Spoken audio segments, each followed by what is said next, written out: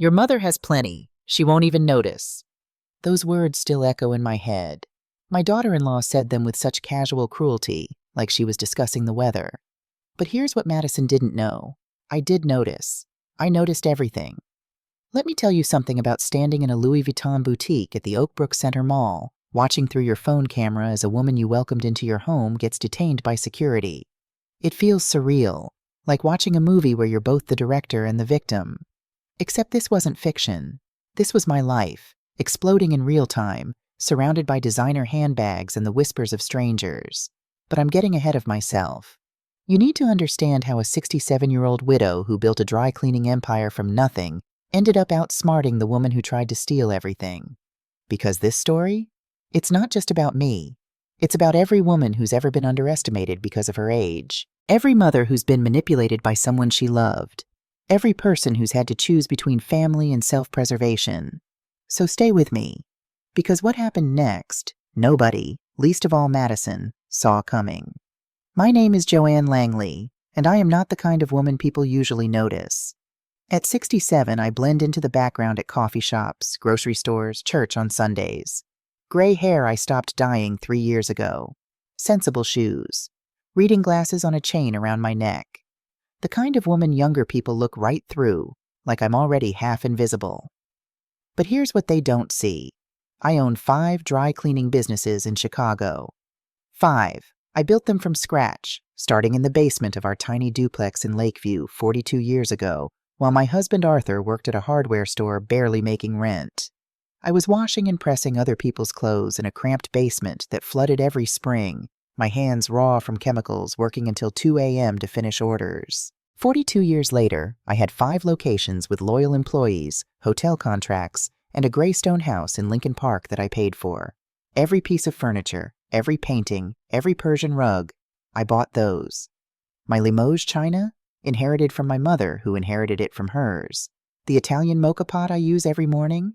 Arthur gave it to me for our 20th anniversary, and I've made coffee in it every single day since. That house holds everything. Not just things, memories. The living room where we played cards on Sunday nights. The kitchen where Arthur read the Tribune every morning with his coffee. The garden where we planted the bougainvillea that now covers the entire back wall. Arthur died 3 years ago. Heart attack while watching the evening news. Quick, the doctors said. Painless. But for me, it felt like the floor had been ripped out from under everything. 45 years of marriage doesn't just disappear. You don't just move on. My 2 children had their own lives by then. Rachel, my oldest, lives in Austin with her husband and 3 kids. We talk every week, FaceTime on Sundays, texts throughout, but her world is there. Soccer games, school events, a life I'm part of through a screen. And Caleb, my youngest. He moved to Spain 15 years ago, said there weren't opportunities in America for an engineer like him. I supported him, of course I did. I gave him money for the plane ticket, for the first few months while he got settled. He called often at first, then less. Then mostly on birthdays and Christmas, brief video chats where I could see him, but not really know him anymore. I understood. Or I told myself I did, because admitting the truth hurt too much. The truth was my son didn't need me anymore. And that emptiness, it grows, silent, heavy, filling up the rooms of a house that feels enormous when you're alone. Every morning at 6, I'd wake up, make coffee in Arthur's mocha pot, sit in the dining room with my cup, and look out at the quiet Lincoln Park street. The same routine, day after day. And I'd think, why did I work so hard if I'm just going to be here alone? But I didn't crumble. That's not who I am. I kept managing my dry cleaners, visiting each location twice a week to check the books and talk with my employees. I read novels in the afternoons, took a painting class on Thursdays at a studio near Millennium Park, went to church on Sundays, though I'll admit I spent half the service wondering why God had left me this alone. And then, 6 months ago, my phone rang. It was a Tuesday evening in early February. Cold outside. That bone-deep Chicago cold where the wind cuts right through your coat. I was making soup, just for me, way too much for one person, but old habits die hard. "Mom!" Caleb's voice came through the phone with an energy I hadn't heard in years. "Mom, I have incredible news!" My heart jumped. "Honey, what is it? Are you okay?" "I'm better than okay. Mom, I got married. The wooden spoon slipped from my hand into the pot. You what? I got married. Her name is Madison. She's American, actually, from Connecticut originally, but she's been living in Spain. Mom, she's amazing. You're going to love her. Married. My son had gotten married, and I didn't even know he had a girlfriend. Hadn't mentioned anyone in our brief, stilted video calls. And now? A wife? Caleb, when did this happen? 3 weeks ago. I know, I should have told you sooner. It was small, just us and a few friends. We didn't want to make a big thing of it. He paused. But Mom, here's the best part. We're moving back to Chicago. The kitchen tilted. I gripped the counter. Back to Chicago? I got an interview for a position here. Engineering firm in the Loop. It's not final yet, but it looks promising, and Madison and we decided it was time to come home. His voice got quieter, almost vulnerable. I've missed it, Mom. Missed home. Missed you. Tears burned my eyes. After 15 years, after all those lonely nights wondering if I'd ever see my son in person again, he was coming home. That's wonderful, sweetheart. When? That's actually why I'm calling. We need a place to stay while we look for an apartment. Just a few weeks, maybe a month max, while we get settled. I know it's a lot to ask, but of course. The words came out instantly. Of course you can stay here. This is your home, Caleb. It's always been your home. Thanks, Mom. I knew I could count on you. I could hear the smile in his voice. We fly in next Tuesday. I'll text you the details.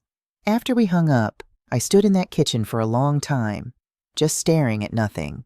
My son, coming home, with a wife I'd never met. I should have felt pure joy, and part of me did. But there was something else, too. A tiny whisper in the back of my mind. Why now? Why so suddenly? Why didn't he tell me about her before? I pushed that whisper away, told myself I was being paranoid, suspicious, ungrateful for a miracle. My son was coming home. That's all that mattered. I spent the next week cleaning that house top to bottom. Fresh flowers on the entryway table, new sheets on the beds. I even bought special foods, things I thought a young couple might like. Organic coffee, artisanal bread from that expensive bakery on Armitage, fresh fruit cut into perfect slices. Tuesday arrived. It was raining, that cold February rain that's almost sleet. I must have checked my phone 100 times, tracking their Uber from O'Hare. When the doorbell finally rang, my hands were shaking. I opened the door, and there he was. My Caleb, thinner than I remembered, gray at the temples. When had that happened? Tired eyes, lines around his mouth. He looked like a man who'd been struggling. Mom! He stepped forward and hugged me tight. He smelled different. Cologne I didn't recognize, but his hug, that was still my boy. Welcome home, sweetheart, I whispered into his shoulder. And then I saw her. Madison stood behind him on the porch, rain dripping off an expensive-looking beige trench coat. She was tall, maybe 5'9", with straight auburn hair that fell perfectly to her shoulders. Not a strand out of place despite the rain. Her skin was flawless, that kind of poreless perfection you see in magazines. Green eyes that seemed to take in everything at once. She wore black-heeled boots that probably cost more than my monthly electric bill, and pearl earrings that caught the porch light. She was beautiful, intimidatingly so. Joanne. She stepped forward, leaned in, and kissed both my cheeks, European style. Her perfume filled the air between us, something expensive and French. Chanel, maybe. It's so wonderful to finally meet you. Caleb has told me so much about you. Her voice had a smoothness to it, cultured and controlled. The accent was American, but refined. East Coast money, I thought. The kind of woman who'd grown up with country clubs and cotillions. Welcome, dear, I said, because that's how I was raised. Family is sacred. You welcome them with open arms. Please come in out of this terrible weather. They came inside with their suitcases, expensive luggage, I noticed. Madison looked around the entryway, her green eyes moving over everything. The antique mirror Arthur and I found at an estate sale, the Persian runner in deep reds and blues, the fresh flowers I'd arranged so carefully. How quaint, she said. I wasn't sure if that was a compliment or not. I showed them upstairs to Caleb's old room, though I'd remodeled it years ago. New queen bed with a floral comforter I'd picked out carefully. Big closet. Private bathroom. I'd tried to make it perfect. "It's cozy," Madison said, setting down her bag. She touched the comforter with one perfectly manicured finger. Red polish, salon perfect. Very homey. Again, that tone. Like she was commenting on something from a museum, not a home she'd be living in. That first dinner, I served the soup I'd made, fresh bread, a salad.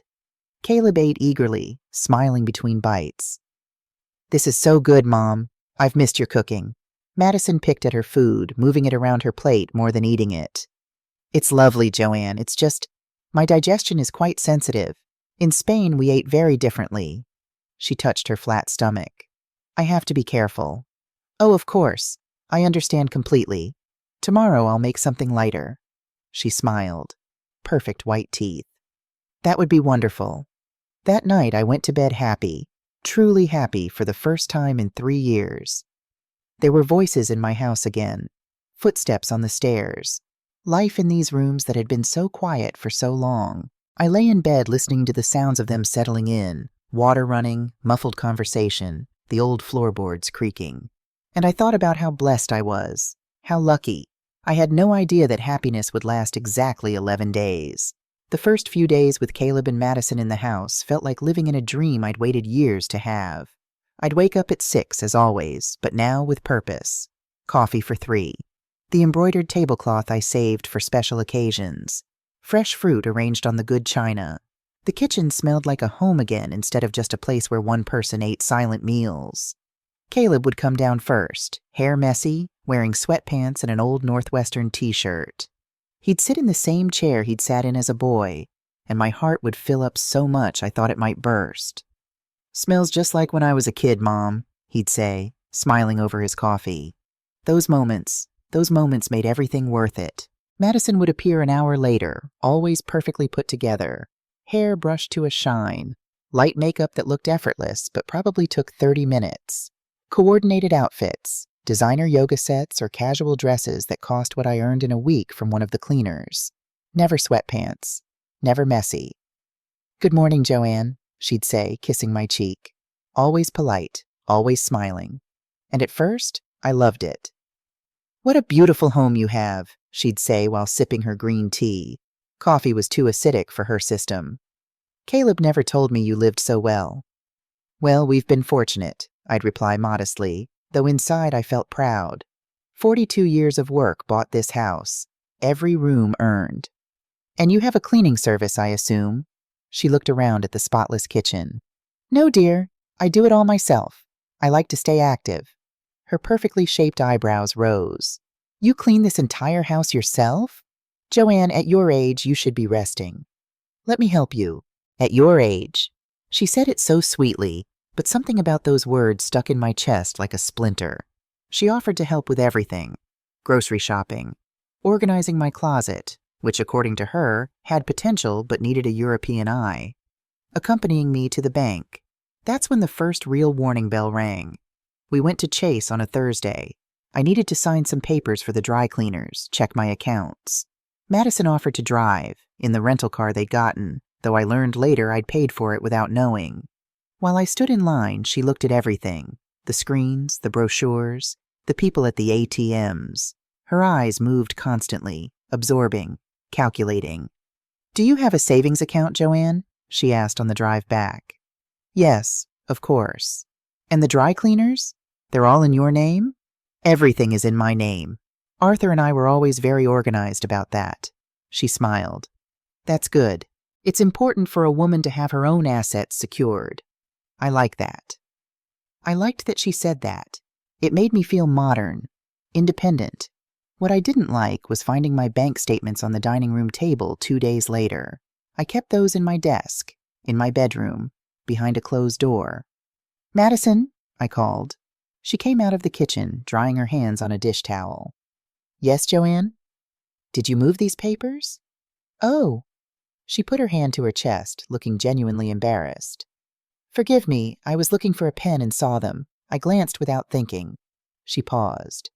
"In Spain, we're very direct about money within family. I didn't think it was a big deal." Technically, she hadn't done anything terrible. just looked at papers that were sitting out. And we were family now, weren't we? Don't worry about it, I said, putting them away. But something small, very small, twisted uncomfortably in my stomach. Madison started cooking. Spanish dishes I'd never tried. Tortilla española, paella, gazpacho. Caleb ate happily. I tasted them and praised her, even though I missed my own casseroles, my pot roast, my chicken soup. You should rest more, Joanne, Madison would say, serving the food. Let me handle the kitchen. And I felt displaced in my own home. But I didn't want to seem ungrateful. She was being kind, wasn't she? A week later, she suggested redecorating the living room. These Persian rugs are beautiful, she said, running her foot over the one in front of the fireplace. But they're very heavy, visually. The house would feel so much more open with the hardwood exposed, more minimalist, more European. I loved those rugs. The one she was standing on. Arthur and I bought it in Turkey on our delayed honeymoon, after we'd finally saved enough to travel. Every thread held a memory. I like them this way, I said, softly but firmly. Of course, just an idea. She smiled, but I saw something flash in her eyes, something I couldn't quite identify. Then Caleb started speaking less and less. He spent hours on his laptop, quiet, tense, dark circles under his eyes. When I asked how the job search was going, he'd just say, "Fine, Mom, just tired." One night I heard them arguing in their room, low, harsh voices through the wall. I couldn't make out words, but I understood the tone. Caleb sounded frustrated. Madison sounded controlling. The next morning, Madison came downstairs beaming. "Joanne, I have a wonderful idea. What if we go shopping? Just us, a girls' day." I'd never had a girls' day. I'd worked my whole life. My friends were employees, neighbors, women from church who I saw on Sundays. But the idea excited me. "I'd love that," I said. We went to the Magnificent Mile. Madison knew every store. We went into boutiques where a single dress cost more than my monthly mortgage used to be. "Try this on," she'd say, handing me clothes. "This color would be divine on you." I tried things on to be polite, but the clothes weren't me. They were for women in their 30s, not their 60s. Tight, short, young. "I don't know, Madison." "Oh, Joanne, you have to update your look. You're too beautiful to dress like an old lady." Like an old lady. Because that's what I was. A 67-year-old woman. And there was nothing wrong with that. I didn't buy anything that day. But Madison did. 3 blouses, a handbag, shoes. At the register, when she pulled out her card, it was declined. "How strange," she said, not looking embarrassed at all. "Must be an issue with the Spanish bank." She looked at me. "Joanne, could you lend me your card? I'll pay you back as soon as I sort this out." I gave her my card. It was $850. "I'll pay you back next week, I promise." She never paid me back. Not 1 cent. And that was just the beginning. There are moments in life when your gut screams that something is wrong, but your heart, that foolish, desperate heart, tells you you're being paranoid, that you're seeing problems where there are none. I ignored my gut, and it almost cost me everything. It was a Thursday morning, 11 days after they'd arrived. I always kept my credit card in the same place, the inner compartment of my wallet, inside my purse, hanging on the hook in my bedroom. 40 years of the same routine. That morning, when I went to get it to pay the gas bill, it wasn't there. My heart skipped. I checked every compartment. Nothing. Emptied my entire purse onto the bed. Nothing. Did I leave it somewhere? But I never left things anywhere. I'm one of those people who has a place for everything.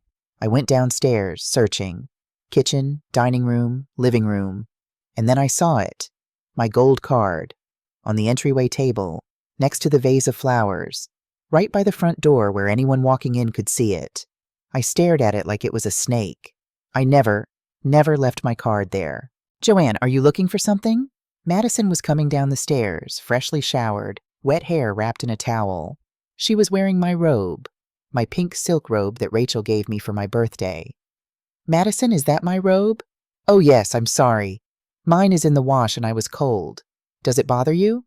Yes, it bothered me. But how could I say that without sounding petty? "No, it's fine. Just let me know next time." "Of course," she smiled. Then she saw the card in my hand. "You found it?" Good. I saw it there this morning and thought you must have dropped it. You put it there? No, it was already there when I came down. But I hadn't put it there. I knew it. I was absolutely certain. Ah, well, thank you. I went up to my room, put the card back in my wallet, and for the first time since they'd arrived, I locked my bedroom door. The bank statement arrived on Monday. I sat in my room with the door locked and opened the envelope. My hands started shaking before I even unfolded the paper. $84,700. $84,700. In 1 month. I never spent more than $2,500 a month, and that included everything. Utilities, food, gas, everything. I checked every line item, my heart pounding harder with each one. Gibson Steakhouse. $1,200. Spa Montage, Gold Coast. $1,800. Boutique on Oak Street. $9,500. Tiffany & Company. $18,000. Nordstrom. $6,700. Saks. Fifth Avenue. $8,900. Salon, Benjamin. $2,400. And more. So much more. Pages of charges I didn't recognize. Places I'd never been. I went downstairs with the statement clenched in my fist. Caleb was in the living room, watching a basketball game. Caleb, I said. My voice sounded strange, hard. I need to talk to you. He saw my face and went pale. Mom! I put the paper in front of him. Explain this. He read it in silence. His shoulders slumped. Mom, I can explain. I'm listening. Madison needed clothes for job interviews, and she comes from a wealthy family back in Connecticut. She's used to certain things. I didn't want her to feel bad here, like we couldn't provide $84,000 in clothes. I was going to pay you back. As soon as I get a job. When, Caleb? When are you going to get a job? When are you going to pay this back? I had never spoken to him like that. Never. I was the mom who forgave everything, who understood everything, who made excuses for everything. But you don't make excuses for $84,000. Caleb put his face in his hands. I'm sorry, Mom. I'm really, really sorry. Just then, Madison walked in. She was carrying shopping bags. More shopping bags. She saw the statement in Caleb's hands. Her face changed. Joanne, she started. No, I cut her off. Don't talk to me. She looked surprised, like she couldn't believe I was standing up to her. Then her eyes filled with tears.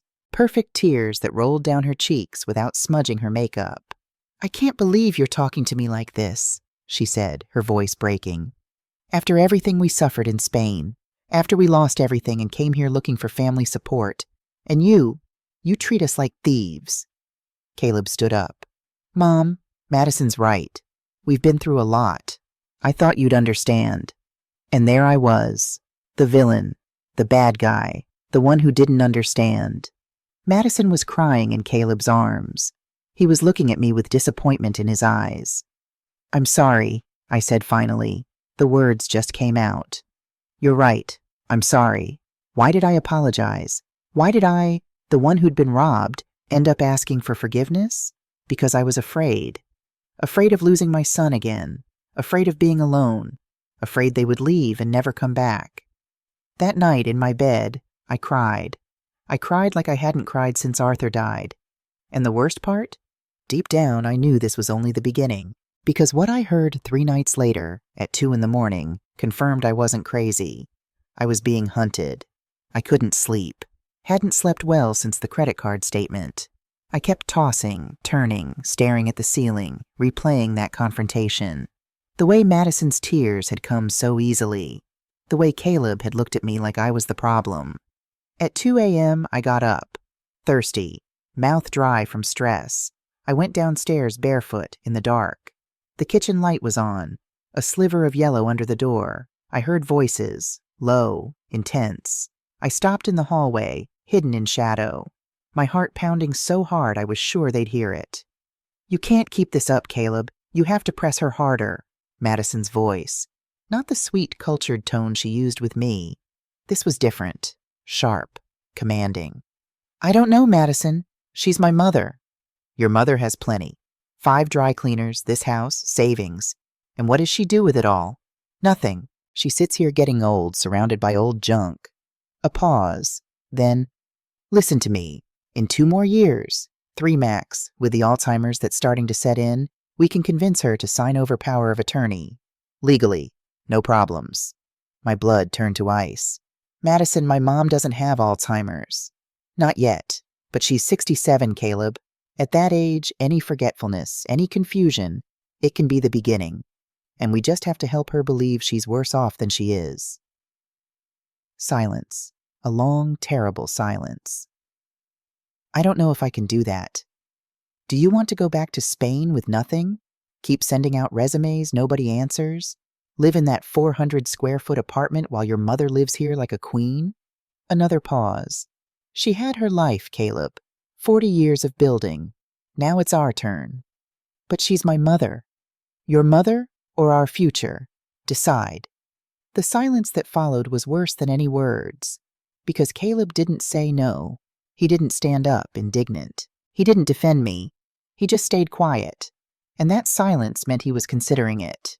I went back upstairs, carefully placing each foot. Got into my room, closed the door without a sound, sat on my bed in the darkness. I was shaking. My whole body was shaking. It wasn't paranoia. I wasn't exaggerating. I wasn't crazy. My daughter-in-law was planning to steal from me. And my son was letting her. Alzheimer's. They were going to make me believe I had Alzheimer's to take everything. In that moment, something inside me changed. No more tears, no more apologies, no more playing the victim. If they wanted to play dirty, I was going to teach them who invented the game. Because Madison made one mistake. A huge mistake. She underestimated the old woman. And this old woman didn't build an empire from scratch by being stupid. The next morning, I went downstairs as usual, made coffee, set out breakfast. Madison was making her green tea. Caleb was checking his phone. "Good morning," I said. Soft voice. Gentle. "Morning, Mom," Caleb replied without looking up. Madison studied me, looking for signs that I'd heard them. I smiled at her. "Did you sleep well, Joanne?" "Yes, dear. Although I did get up in the night for water. My age, you know. You get up a lot during the night." I saw her eyes glitter. I'd given her exactly what she wanted. A reminder of my age. My weakness. "Oh, Joanne, you know that can be a sign of many things. You should see a doctor. Get a full checkup." "Maybe you're right. In fact," Madison continued, pouring my coffee, "I've noticed you sometimes forget where you leave things, like your card or your keys. It's normal at your age, but it wouldn't hurt to get it checked out." There it was, the first hook.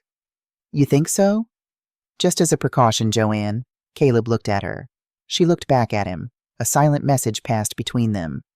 "Yeah, Mom," Caleb said. "Madison's right. A checkup wouldn't hurt." I nodded.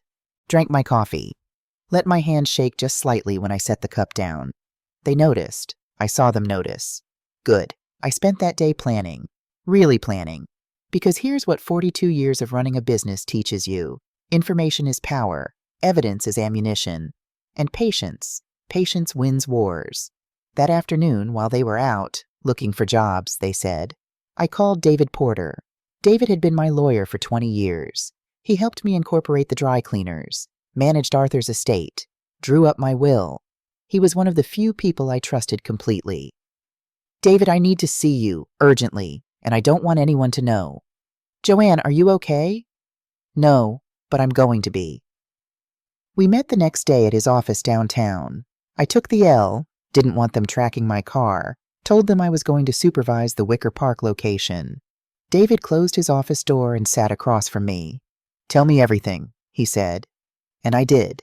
The spending, the missing items, the conversation I'd overheard at 2 a.m., the plan to make me think I had Alzheimer's.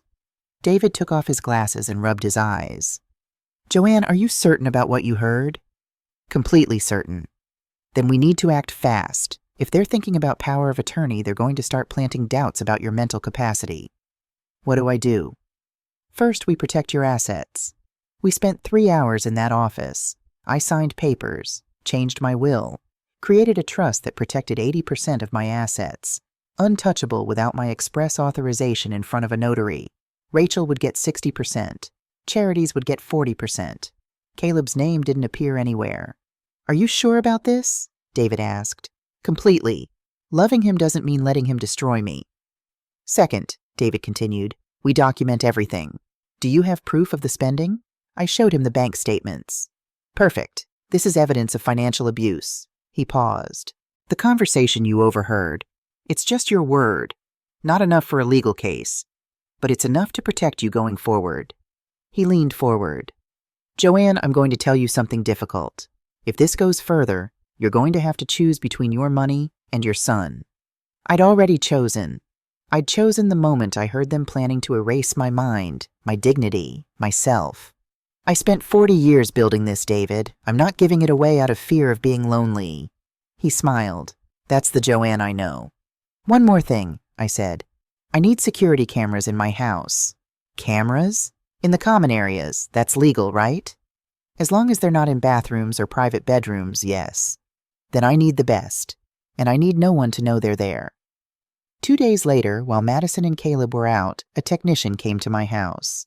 We installed tiny cameras, almost invisible, in the living room, dining room, kitchen, and entryway. They connected to my phone. I could see everything in real time. If you need to record something specific, just tap here, the technician explained. It saves automatically to the cloud. Perfect. When Caleb and Madison came home that evening, the house looked exactly the same. But now I had eyes everywhere. And 3 days later, those eyes showed me something that gave me the weapon I needed. It was a Tuesday. I left at 11 in the morning for the Lincoln Park dry cleaner. Told them I'd be back around 3. 4 hours. 4 hours when they thought they were alone. I came back at 3:15.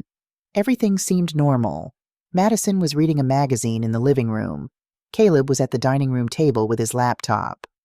Hi, Mom, he said without looking up. How'd it go? Fine, I'm tired. Going to lie down.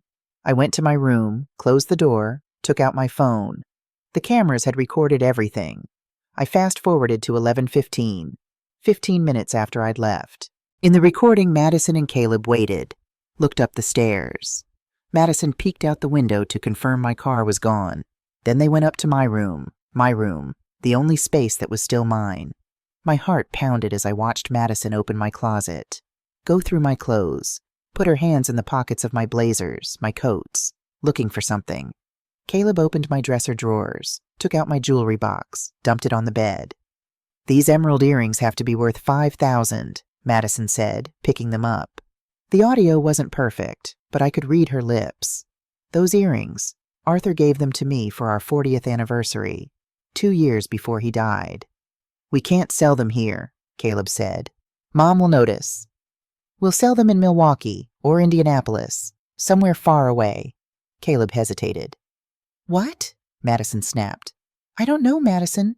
This feels... Your mom has boxes full of jewelry she never wears. She won't even notice.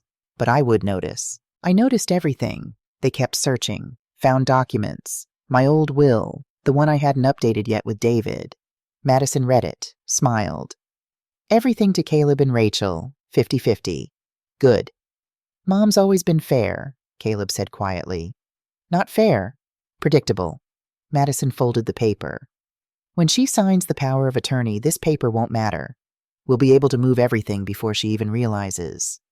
And Rachel? Rachel lives in Austin. By the time she finds out, it'll be too late. Caleb sat on my bed, on the bed where I slept every night. He looked tired, sad. I don't know if I can do this. Madison knelt in front of him, took his hands. Caleb, look at me. We've been struggling for 2 years. 2 years in Spain with no work, no money, living in that horrible apartment. We came here because it was our only option. I know, but your mom had her life, a good life. House, business, marriage. She had everything. We have nothing. She paused. She's 67 years old, Caleb. How many years does she have left? 10? 15? And us? Are we supposed to wait until she dies to start living? Don't talk like that. It's the truth, and you know it. Madison stood up. Besides, we're not taking anything from her. We're just fast-forwarding what would eventually be ours anyway. That's still stealing. That's an early inheritance. Caleb didn't answer. Madison kept searching. Found my checkbook. Took a picture of it with her phone. What's that for? Caleb asked. Information. Never hurts to have it. She pulled out more things: papers for the dry cleaners, old bank statements, the deed to the house. "This house has to be worth $3 million, Madison said, looking at the deed. $3 million, and your mom here all alone, not even enjoying it. It's her house." For now, Madison put everything back, carefully, as if they'd never been there. When I finished watching the video, I sat on my bed, the same bed Caleb had sat on just hours ago, and felt something I hadn't expected. Clarity. Not sadness, not surprise. Clarity. That night at exactly 2 a.m., I heard footsteps on the stairs again. This time I was ready. I went down in silence, hid in the same spot, phone in my hand, recording. "Did you talk to that notary?" Madison asked. "Yes. He says we need a doctor to certify that Mom has some kind of cognitive decline. That's easy. There are doctors who'll sign anything for money." "Madison, you're talking about fraud." "I'm talking about survival." Madison moved closer to him. "Look, it's simple. We take your mom to the right doctor. He asks her questions designed to confuse her. She gets nervous, gets a few answers wrong. The doctor certifies mild cognitive impairment. Done. And then we present the power of attorney as a good thing. Mom, this is to protect you. So if anything happens, we can help you without legal problems." She'll sign. Silence. "And then what?" Caleb asked. "Then we sell 1 or 2 of the dry cleaners. There are 5. She won't notice if 2 are gone. That gives us maybe $1 million. With that, we start our own business, get our own place. And your mom keeps living here peacefully with her 3 remaining cleaners." It sounds so calculated. It is calculated. Because that's how you survive, Caleb. Not with sentimentality. "And if Rachel finds out?" "Rachel, please. Rachel barely talks to your mom. She lives in her own world in Austin with her kids. By the time she notices, it'll all be done. And your mom will say she authorized everything. Because legally, she will have." Caleb ran his hands over his face. "I don't know, Madison. She's your mother who emotionally abandoned you for 15 years. That was a lie. I'd supported him, paid for everything, called whenever he'd let me. Your mother who never visited you in Spain. Your mother who's now making you feel guilty for needing help." Madison lifted his face. "She had her chance to be generous. She didn't take it. Now it's our turn to take what we need." A long pause. "Monday we go to the doctor," Madison said. "You tell your mom it's a routine checkup. I already have the contact. He'll charge $3,000 for the certificate." $3,000 for a lie? $3,000 for our future. Caleb nodded slowly. "Okay." And with that one word, my son chose. I went back upstairs before they left the kitchen, got into my room, sat in the dark with the phone in my hand, recording saved to the cloud. I had it all. Video and audio. Proof. But I didn't cry this time, because I'd already cried all my tears. Now I was just angry. And Arthur always said, "A smart woman doesn't get mad. She gets even." The next morning I told them I was going to visit my cousin in Milwaukee. Would be gone through the weekend. "Do you need a ride to the bus station, Mom?" Caleb asked. "No, sweetheart. I'll take a cab." I packed my small suitcase, said goodbye, got in the cab. But I didn't go to Milwaukee. I went to the bank. David was waiting for me outside. "Joanne," the manager said when we were in his office, "a withdrawal of $200,000 in cash is highly unusual. Are you certain?" "Completely certain." "May I ask what for?" David stepped in. "Private legal matters. Mrs. Langley is in full command of her faculties and has the right to dispose of her money as she wishes." It took them 2 hours to prepare the money. $200,000 in 50s and 100s, all in neat bundles inside 2 canvas grocery bags. We went to a different bank, in a different neighborhood. I rented the largest safe deposit box they had. I stored the money, and I stored copies of all the videos, the bank statements, the audio recordings, all the proof. "If anything happens to me," I told David, "it's all here. Nothing is going to happen to you, Joanne. But if it does, if they have me committed somewhere, if I show up at a notary saying things I don't remember, this box proves I was aware, that I planned this, that I am not crazy." David nodded. "I'm your executor. If anything happens, I'll handle everything." That night I stayed in a hotel near O'Hare, not in Milwaukee, right here in Chicago. I sat on that hotel bed and looked at myself in the mirror. 67 years old. Gray hair, wrinkles, age spots. But my eyes were alive, alert, furious. "They are not going to win," I said out loud. Sunday, I returned home. "Mom," Caleb hugged me. "How was your trip?" "Good, honey. My cousin sends her love." "How was the bus?" "Long, tiring. You know, at my age, traveling takes a toll." I saw Madison and Caleb exchange a look. I'd given them exactly what they wanted. More evidence of my fragility. "Mom," Caleb said, Madison and I want to talk to you about something." "Yes?" "We think you should get a full medical checkup. Just as a precaution." Here it was, the first step of their plan. I let my face show worry. "A checkup? You think something is wrong?" No, Madison jumped in. "Just a precaution. In fact, I already made an appointment for you, Monday at 11. Dr. Harrison. He's a geriatrician, a specialist in older adults." How convenient. They already had it all set up. "Well," I said in a small voice, "if you two think it's necessary, it's for the best, Mom." That night in my room, I checked the cameras one more time, recorded everything, every word, every gesture. Monday arrived. The three of us got in the car. Caleb drove. Madison sat in the front. I sat in the back, like a passenger in my own life. We arrived at a medical building in the Gold Coast. Nice, discreet, expensive. Dr. Harrison received us. About 55. Expensive suit. Professional smile that didn't reach his eyes. "Mrs. Langley, a pleasure. I'm going to ask you some questions. Just a routine cognitive assessment." Caleb and Madison stayed in the waiting room. The questions began, designed to confuse, to make an older person slip up. "What day is it?" "Monday, March 3rd. "What year?" 2025. "Who is the president?" I answered correctly. "Can you count backward from 100 by sevens?" 93, 86, 79, 72, 65. "Perfect. I'm going to give you 3 words. Remember them. I'll ask in 5 minutes. The words are apple, key, hat." He continued with more questions, some tricky, some designed to trip up anyone regardless of age. At the end, "Do you remember the 3 words I told you?" "Apple, key, hat." I saw the disappointment in his eyes. I'd answered everything correctly. "Mrs. Langley," he said carefully, "I need to ask some personal questions. How have you been sleeping?" "Fine." "Have you felt confused lately?" "No." "Do you forget where you leave things?" "Sometimes, just like everyone else." "Have you had trouble recognizing familiar places?" "No." Then came the trap. "Do you feel depressed?" If I said yes, geriatric depression. If I said no, denial. "I miss my husband sometimes. He died 3 years ago, but it's normal sadness, grief." He wrote something on his notepad. "Very well, Mrs. Langley. I'm going to speak with your son." He went out. I heard them talking outside, low voices. Then he came back with Caleb and Madison. "Mrs. Langley's cognitive function is within normal parameters," Dr. Harrison said. "There is no evidence of significant decline at this time."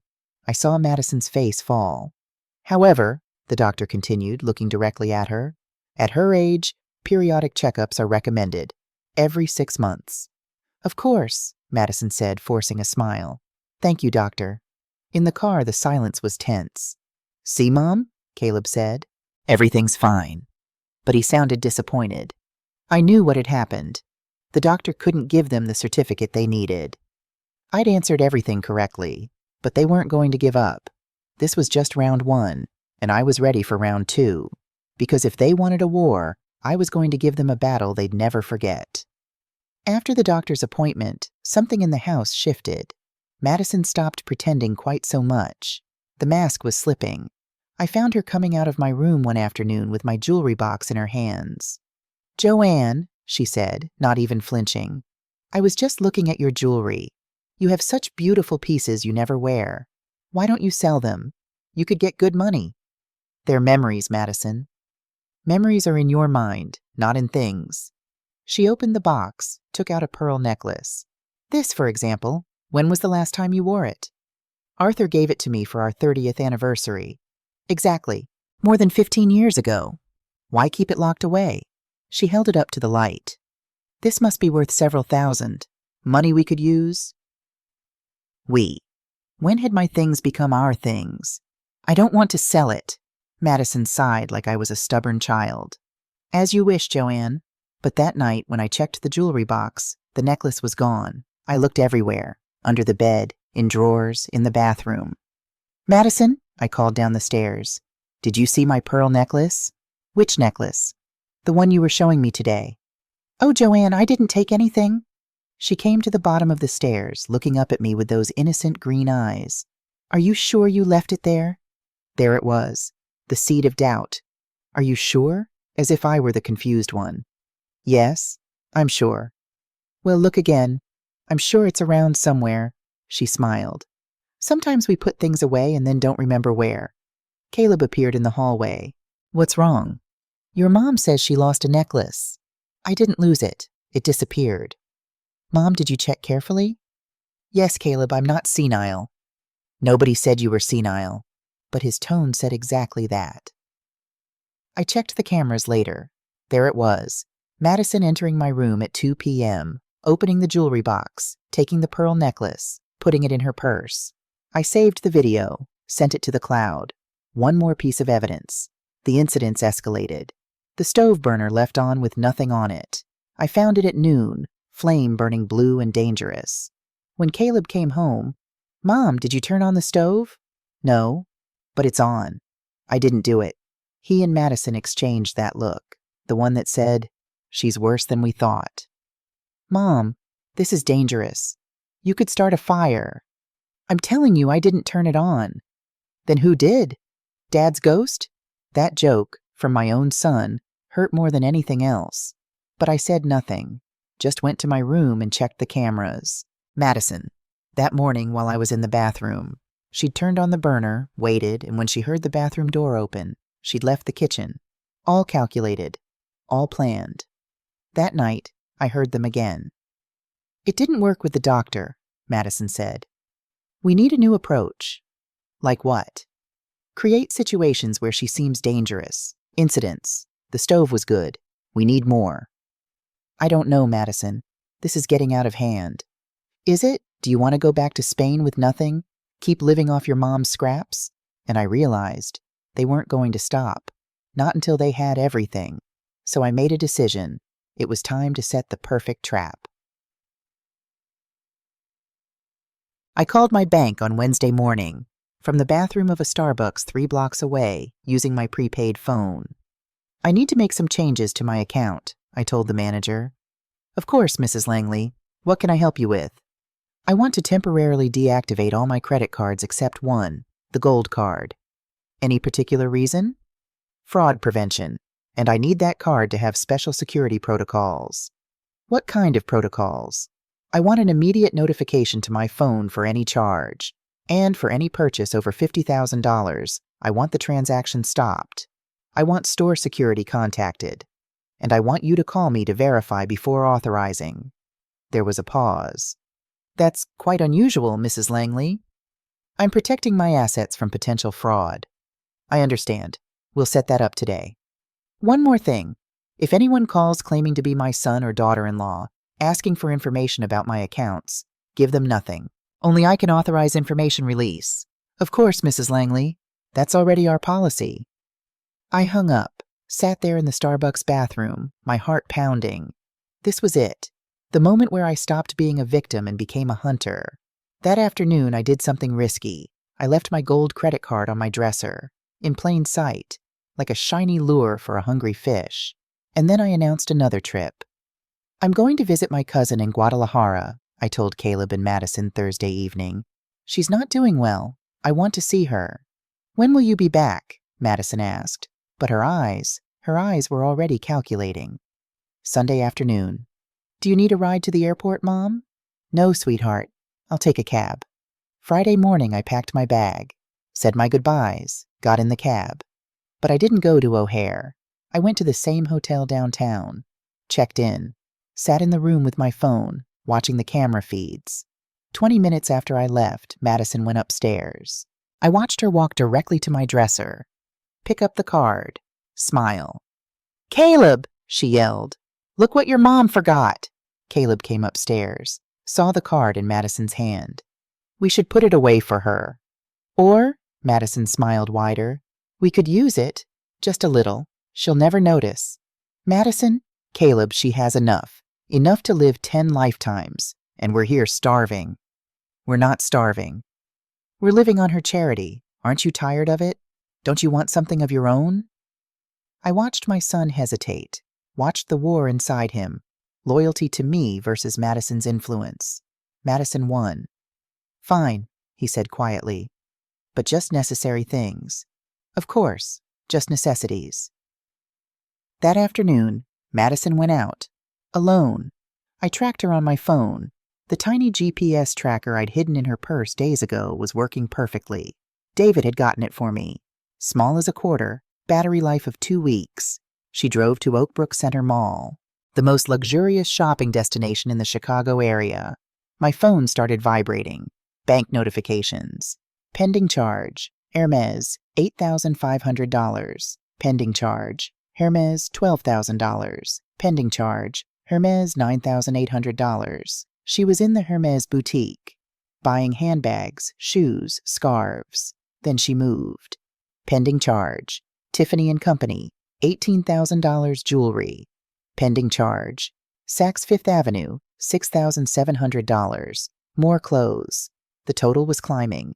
$30,000, $40,000, $50,000. And then she walked into Louis Vuitton. I watched through the mall's security cameras. I'd contacted the head of security days ago, shown him my evidence, explained the situation. He'd been sympathetic, gave me access to the feeds. Madison picked out bags, wallets, a silk scarf. She was smiling, confident, in her element. She went to the counter, handed my card to the cashier. The cashier swiped it. The screen blinked. The cashier frowned, called her supervisor. The supervisor checked the screen, picked up the phone. 2 security guards approached. "Ma'am," the supervisor said, "there's a problem with this card." Madison's smile faltered. "What problem? It's my mother-in-law's card." "This card has been reported stolen by its owner." I watched Madison's face drain of color. "That's impossible. There must be a mistake." "It's not a mistake, ma'am. The card holder is on the line right now." The supervisor held out the phone. "Would you like to speak with her?" I answered on the first ring. "This is Joanne Langley, owner of the gold card ending in 4567. I reported it stolen this morning." "Mrs. Langley, there's a young woman here who claims to be your daughter-in-law and says she has permission to use your card." "I have no daughter-in-law with permission to use my cards." My voice was steady, strong. "That card was stolen from my bedroom." Silence on the other end. Then Madison's voice, desperate. "Joanne, it's me. It's Madison.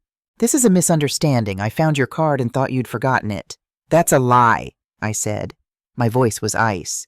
"You went into my room without permission. You took my card without authorization.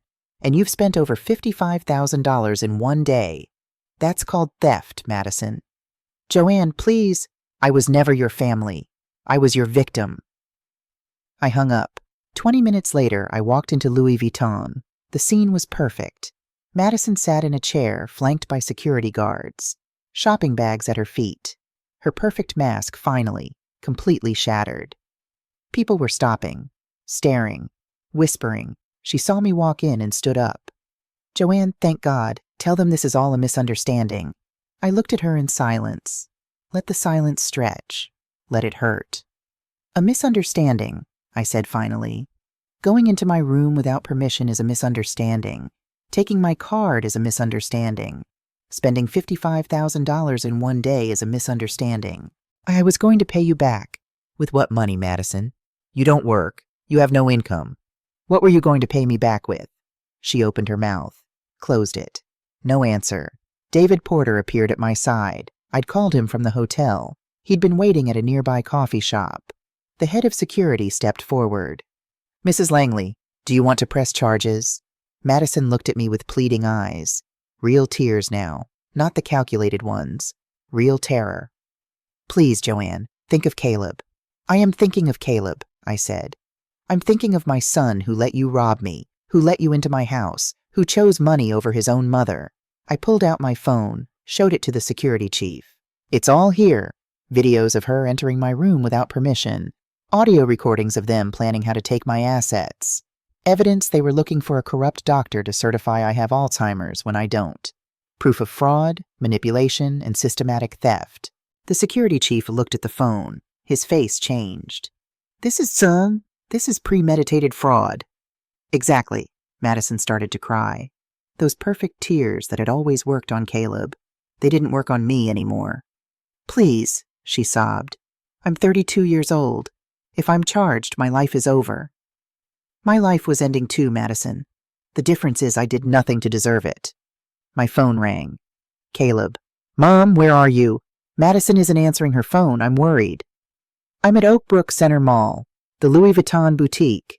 Your wife is being detained for theft. Come here. We need to talk. I hung up.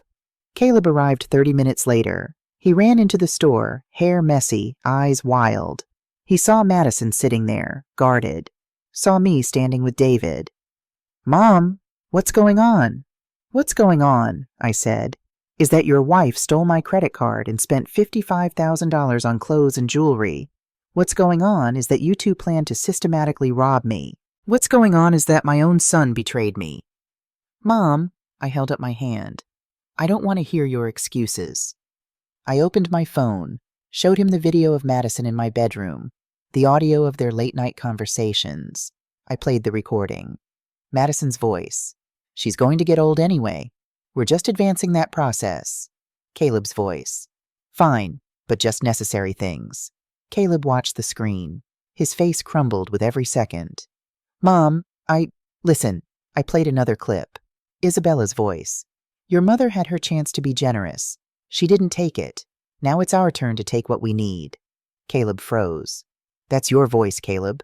Those are your words. You agreed. You participated. Madison stood up. Caleb, say something. Defend me. But Caleb didn't defend her. He just stood there, staring at the floor. I'm sorry, Mom, he whispered. I'm so sorry. I'm sorry too, I said. And I meant it. I'm sorry that my son, the baby I held in my arms, the young man I supported in his dreams, got lost somewhere along the way. David stepped forward. Mrs. Langley, you need to decide. Do you press charges or do we reach an agreement? I looked at Madison, then at Caleb. I am not going to press criminal charges, I said. But there are conditions. Madison exhaled in relief. First, you return everything you bought today. Now. Every bag, every shoe, every item. Everything. Yes. Anything. Second, you sign a document in front of a notary where you acknowledge the theft and commit to paying back every dollar you spent on my cards in the last 6 months. The $84,000 from the first month plus the $55,000 from today, a total of $139,000, in monthly payments of $1,000. $1,000 a month? Madison's voice rose. I don't have a job. Then get one. You're 32 years old. You're young. You're capable. Work. Either you accept that or I call the police right now. And believe me, with the proof I have, you will spend years in prison. You decide. Madison looked at Caleb. Caleb was staring at the floor. I accept, Madison said, her voice broken. Third, I continued, my voice harder, you two are out of my house. Today. Now. You pack your things and you leave. I want the keys on the dining room table by 8 p.m. Mom, Caleb's voice cracked. We have nowhere to go. You should have thought of that before you betrayed me. Mom, please. No. My voice broke for the first time. Don't ask me for mercy when you gave me none. Don't ask me for understanding when you didn't understand my pain. Don't ask me to be your mother when you decided to stop being my son. Caleb had tears in his eyes. Real tears. Mom, I made a mistake. A horrible mistake. But I'm still your son. No, I said quietly. My son died when he chose that woman over his mother. The man standing in front of me is a stranger. The silence that followed was devastating. People in the boutique had stopped pretending not to watch. This was a family disintegrating in public. Raw, painful, real. David pulled out papers. Miss Madison, sign here. This is the acknowledgement of debt. If you miss a single payment, Mrs. Langley will proceed with legal action immediately. Madison signed with a trembling hand. The security chief cleared his throat. The mall will not press charges as long as all merchandise is returned now and Mrs. Langley withdraws the theft report. I withdraw the report, I said. Madison returned everything, every bag, every box. The security guards verified each item. You can go, I said. You have until 8 p.m. tonight to be out of my house. Leave the keys on the dining room table. If you're still there at 8:01, I'm calling the police. Caleb looked at me one last time. Mom, go, Caleb. They left. Madison was crying. Caleb was dragging his feet like a man walking to his execution. I stood there in that boutique, surrounded by luxury and strangers who'd just witnessed the end of my family. David put a hand on my shoulder. Are you okay? No, I said honestly, but I'm going to be. I went home 2 hours later, gave them time to pack. When I walked in, the house was empty, silent. The keys were on the dining room table. Next to them, a note in Caleb's handwriting. Mom, I know there are no words that can fix what I did. I know I failed you in the worst way possible. I just want you to know that I'm sorry, and that someday, if you let me, I will prove to you that I can be the son you deserved. I love you, Caleb. I crumpled the note, threw it in the trash. Then I took it out, smoothed it, put it in a drawer, because despite everything, despite the pain, the betrayal, the heartbreak, he was still my son. And that was the curse and the blessing of a mother's love. That night I sat in my living room. My furniture was back where it belonged. The paintings I'd rescued hung on the walls again. The house was mine, but it was so quiet. Not the heavy silence of loneliness. This was different, clean, liberating. I opened a bottle of wine, the one Arthur and I had been saving for a special occasion that never came. I raised my glass to the ceiling. To us, my love, I said out loud. For everything we built. Thank you for teaching me to be strong. I took a sip, and I cried. But this time I didn't cry from sadness. I cried from relief. Because finally, after months of nightmare, I'd gotten back something more valuable than money, my dignity. 6 months later, I used some of my money to create a free legal aid program for older women who were victims of family financial abuse. I hired 3 young lawyers fresh out of law school, hungry, idealistic, ready to fight. We rented a small office in Wicker Park. We called the program Silver Dignity. In 6 months, we helped 200 women. We recovered properties. We canceled fraudulent powers of attorney. We prosecuted children, grandchildren, nephews who were stealing from their elders. My pain became my purpose, and my purpose saved me. I gave interviews on local radio, wrote articles for the Tribune, spoke at forums on elder rights. I became an activist by accident, and I found that my voice, the voice Madison tried to silence, was stronger than I'd ever known. 1 year after I'd kicked them out, Caleb showed up at my door. It was a Saturday afternoon. I was watering my bougainvillea when the doorbell rang.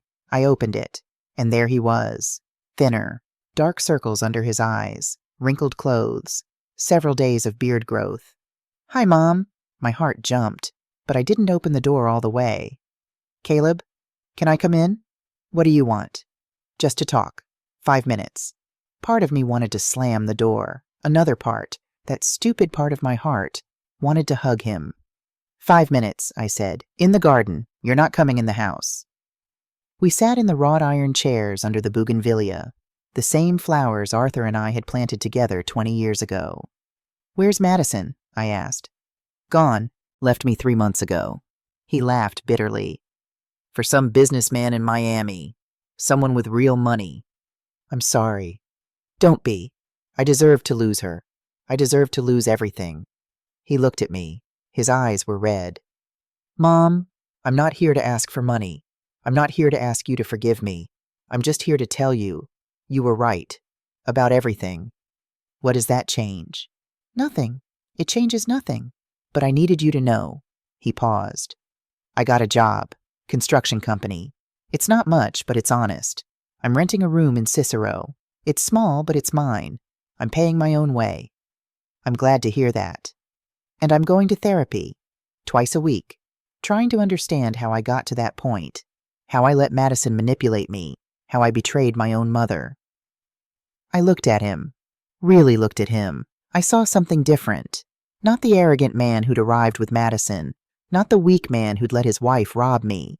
Someone broken but trying to rebuild. What do you want from me, Caleb? Time. Just time. I'm not asking you to forgive me today or tomorrow or in a year. I'm just asking that someday, if I deserve it, you give me a chance to show you I can be the son I should have always been.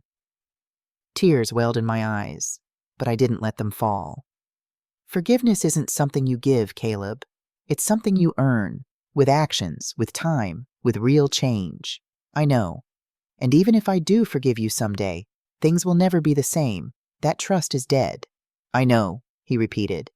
But even just to see you sometimes, to have coffee, to talk, that would be enough. I sat quietly, thinking, weighing, measuring my heart against my hurt. Come by next Saturday, I said finally. 4 p.m. We'll have coffee here in the garden. 30 minutes, no more. His eyes lit up. Really? But if you miss it, if you're late, if you lie to me about anything, no matter how small, it's over. For good. I won't miss it, I promise. Promises are worthless, Caleb. Actions are what matter. He stood up. Thank you, Mom. Don't thank me. I haven't forgiven anything yet. I'm just considering the possibility. 2 years later, I am 69 years old. My dry cleaners are still running. Silver Dignity has helped over 500 women. Caleb comes for dinner every Sunday. Our relationship isn't what it was. It never will be. But it's honest, real, built on clear boundaries and earned trust. He's been making those $1,000 payments without fail. Last month, I tore up the check. What are you doing? He asked, alarmed. I don't want your money, Caleb. I never did. I wanted your respect. I wanted you to see me, to value me. The money is the least of it. But the debt, keep that money. Save it. Build your life. That's the best way you can repay me. He hugged me then, and I let him. Madison never paid a single dollar. She disappeared completely. Last we heard, she was in Miami, married to another older man. I wasn't surprised. Some people never change. But Caleb did. Slowly. With hard work, therapy, and humility. Rachel visits with her kids every couple of months now. She apologized for not listening when I first told her something was wrong. I should have believed you, Mom. I'm sorry. My house is full again. But this time it's full of people who respect me, who value me, who truly love me. Every night before I go to sleep, I sit on my bed and look at Arthur's photo on my dresser. I did it, my love, I tell him. I defended what we built. I defended myself, and I survived. And I know that he, wherever he is proud. Because true wealth isn't in what you own. It's in what you refuse to let anyone take from you. Your dignity, your respect, your peace. I am 69 years old. I have 5 dry cleaners, a house in Lincoln Park, savings in the bank. But the thing I value most isn't on any bank statement. It's in my ability to have stood up when they tried to bury me. It's in having reclaimed my life when they were stealing it. It's in knowing that I can sleep peacefully because I did not let them turn me into a victim. If you're listening to this story and you identify with it, if someone in your family is robbing you, manipulating you, making you feel like you're crazy, listen to me closely. You are not crazy. You are not exaggerating. Your gut instinct is correct. And you have the right to defend yourself. It doesn't matter if it's your son, your grandchild, your sibling. No one, absolutely no one, has the right to strip you of what took you a lifetime to build. Family love is not submission. It's mutual respect. And when that respect doesn't exist, you have every right to set boundaries, to say enough, to protect yourself. Because getting older doesn't mean becoming invisible. It doesn't mean losing your voice. It doesn't mean becoming easy prey. It means having more experience, more wisdom, more tools to defend yourself. Use them. I did. And today, I'm here, alive, free, dignified. If I could do it, you can too. It's never too late to reclaim your dignity. Never.